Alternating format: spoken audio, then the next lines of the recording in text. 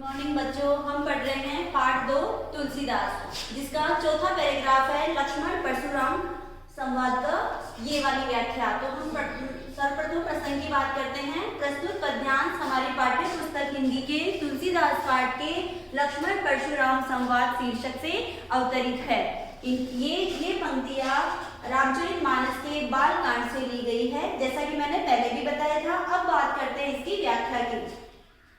कौशिक सुनहु मंद येहु बालकु, कुटिल काल बस निज कुल घालकु। देखिए प्रथम पंक्ति क्या है, कौशिक। कौशिक का अर्थ क्या है, सर्वप्रथम देखिए कौशिक का अर्थ है यहाँ पे विश्वामित्र। मंद का मतलब है कुबुद्धि वाला, यानी कुबुद्धि, और कुटिल का मतलब है कुटिल प्रवृत्ति का, और घालकु का अर्थ है यहाँ पे घातक। तो देखिए इसका अर्थ क्या होगा कि जब लक्ष्मण जी के प्रत्युत्तर में परशुराम जी कहते हैं कि हे विश्वामित्र सुनो, ये जो बालक है ये बड़ा ही कुबुद्धि और कुटिल प्रवृत्ति का है। परशुराम जी कहते हैं कि हे विश्वामित्र तुम सुनो, ये जो बालक लक्ष्मण है ये बहुत ही कुबुद्धि वाला और कुटिल प्रवृत्ति का है, जो कुछ ही समय ये अपने कुल का घातक बनने वाला है। फिर से देखिए परशुराम जी विश्वामित्र जी कहते हैं कि हे विश्वामित्र सुनो, ये जो बालक है बहुत ही मंद बुद्धि का और कुटिल प्रवृत्ति का है। ये कुछ ही समय में काल के वशीभूत होकर स्वयं के कुल के लिए घातक बनने वाला है। फिर आगे देखिए, भानु वंश राकेश कलंकु, निपट निरंकुश अबुद असंख्यु। पहले अर्थ देख लीजिए कि भानु वंश का मतलब होता है सूर्य वंश के, राकेश कलंक मतलब चंद्रमा का कलंक, राकेश का अर्थ है यहाँ पे चंद्रमा, निपट का मतलब है पूरी तरीके से, निरंकुश का मतलब है उदंडी या शरारती। निरंकुश जिस व्यक्ति पर या जिस पर अंकुश नहीं रखा जाए, अर्थात बिल्कुल उदंडी। अबूद का मतलब है मूर्ख, असंकुच जो किसी से डरता नहीं हो, अर्थात निडर। तो अर्थ देखिए ये जो बालक लक्ष्मण है ये सूर्य वंश का होते हुए भी चंद्रमा के कलंक के समान है। ये पूरी तरीके से उदंडी या शरारती मूर्ख प्रवृत्ति का और बिल्कुल निडर बालक है, इसलिए इतने सवाल जवाब कर रहा है। काल कवलु होनी छनमाई, कहु पुकारी खोरी मोहि नाही। फिर आगे परशुराम जी कहते हैं कि कुछ समय में ही काल कवलु का अर्थ मतलब है काल का ग्रास, अर्थात मृत्यु को प्राप्त हो जाएगा। फिर परशुराम जी कहते हैं कि कुछ समय में ही ये जो बालक है, कुछ क्षण में ही जो ये बालक है काल का ग्रास बन जाएगा, अर्थात मृत्यु को प्राप्त हो जाएगा। कहूँ पुकारी खोरी मोहि नोही, अभी मैं पुकार करके कहे देता हूँ, मतलब जितने भी लोग इस सभा में उपस्थित हैं उन सबको मैं पुकार कर ये कह देता हूँ, फिर मुझे कोई दोष मत देना। खोरी का अर्थ यहाँ पे है दोष देना, कि कुछ समय में ये बालक काल का ग्रास बन जाएगा, मैं पूरी सभा में उपस्थित सभी लोगों को ये कह देता हूँ, फिर कोई मुझे दोष मत देना। फिर आगे देखिए, तुम हटकऊ जो चहु उबारा, कही प्रताप बल रोसु हमारा। आगे परशुराम जी कहते हैं कि यदि तुम इस बालक की रक्षा करना चाहते हो, यदि तुम इस बालक की रक्षा करना चाहते हो तो इसे मेरा प्रताप बल और मेरा क्रोध बताकर इसको रोक लो। हटकऊ का मतलब है यहाँ पे रोकना, चहु उबारा का मतलब है इसकी रक्षा करना। परशुराम जी कहते हैं कि हे विश्वामित्र, यदि तुम इस बालक की रक्षा करना चाहते हो तो इसे मेरा प्रताप, मेरा बल और ताकत बताकर रोक लो, अन्यथा ये मृत्यु को प्राप्त हो जाएगा। लखन कहे मुनि सुजस तुम्हारा, तुम ही अच्छत कौ बरने पारा। लक्ष्मण ने कहा, अब यहाँ पे जो परशुराम जी जो भी कुछ कहते हैं उसके प्रति उत्तर में लक्ष्मण जी क्या कहते हैं, देखिए, लखन कहे मुनि सुजस तुम्हारा, तुम ही अच्छत कौ बरने पारा। लक्ष्मण जी कहते हैं कि हे मुनिवर, आपके सुयश के बारे में आपसे अच्छा और कौन वर्णन कर सकता है। वर्णन का मतलब वर्णन करना, बता पाना।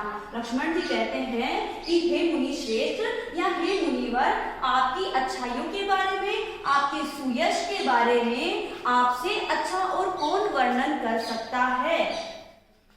अपने मुंह तुम आपन ही करनी, बार अनेक भांति बहु बरनी। आपने अपने मुंह से अपने स्वयं के कार्यों की प्रशंसा या खुद की प्रशंसा अनेक प्रकार से बहुत बार की है। नहीं संतोष दय पुनि कछु कही, कि यदि फिर भी आपको संतोष प्राप्त नहीं हो, कि आपने अब तक इतना कुछ कहा है, अनेक तरीकों से कहा है, फिर भी यदि आपको संतोष नहीं मिला, आपको संतुष्टि नहीं मिली हो, तो आप फिर से कुछ कह डालिए। पुनि कछु कहू मतलब फिर से कुछ कह डालिए।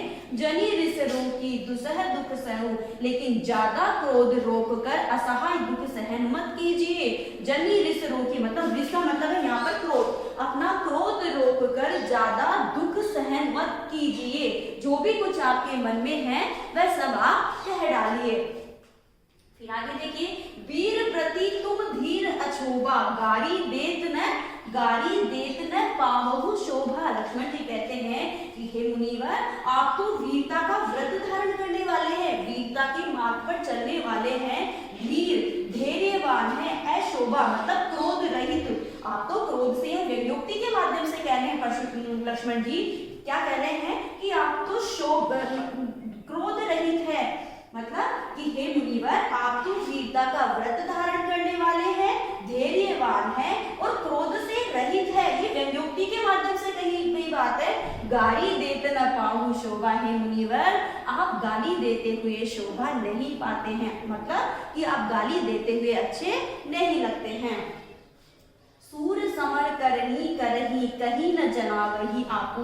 लक्ष्मण जी कहते हैं कि जब परशुराम जी ये बात कहते हैं ना कि मैं बहुत धैर्यवान हूँ, मतलब मेरा प्रताप बल क्रोध ये सब कहते हैं, तब लक्ष्मण जी कहते हैं कि हे मुनिवर शूरवीर तो वह होते हैं, समर का मतलब है युद्ध भूमि, शूर का मतलब है शूरवीर, कि शूरवीर तो वह होते हैं कहीं न जनावही आपू, जो अपनी शूरवीरता की प्रशंसा नहीं करते हैं, अपनी प्रशंसा स्वयं नहीं करते हैं।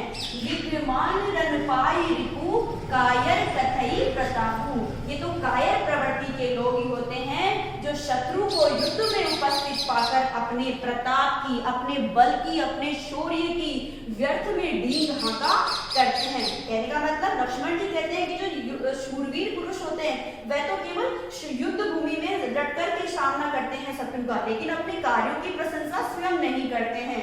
लेकिन जो कायर प्रवृत्ति के लोग हैं, जो डरपोक प्रवृत्ति के लोग हैं, वो क्या करते हैं, शत्रु को युद्ध, रिपु का मतलब है यहाँ पे शत्रु, रन का मतलब है युद्ध भूमि, शत्रु को युद्ध भूमि में विद्यमान उपस्थित पाकर, शत्रु को युद्ध भूमि में उपस्थित पाकर अपने प्रताप की, अपने बल की व्यर्थ में ही ढींग हाका करते हैं। एक बार फिर से देख लेते हैं। उस सर्वप्रथम देखिए परशुराम जी विश्वामित्र जी कहते हैं कि हे विश्वामित्र, ये बालक बड़ा ही कुबुद्धि वाला और कुटिल प्रवृत्ति का है, कुछ समय में ही काल के वशीभूत होकर स्वयं के कुल के लिए घातक बनने वाला है। ये सूर्य वंश का होते हुए भी चंद्रमा के कलंक के समान है।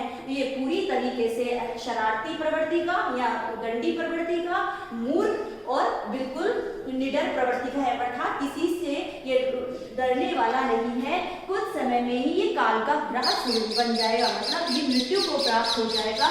मैं इस सभा में उपस्थित सभी लोगों को पुकार कर कह देता हूँ, फिर मुझे कोई दोष मत देना। हे विश्वामित्र जी, यदि आप इसकी रक्षा करना चाहते हो तो इसे रोक लो। क्या बताकर? मेरा प्रताप बल और क्रोध बताकर इसको रोक लो।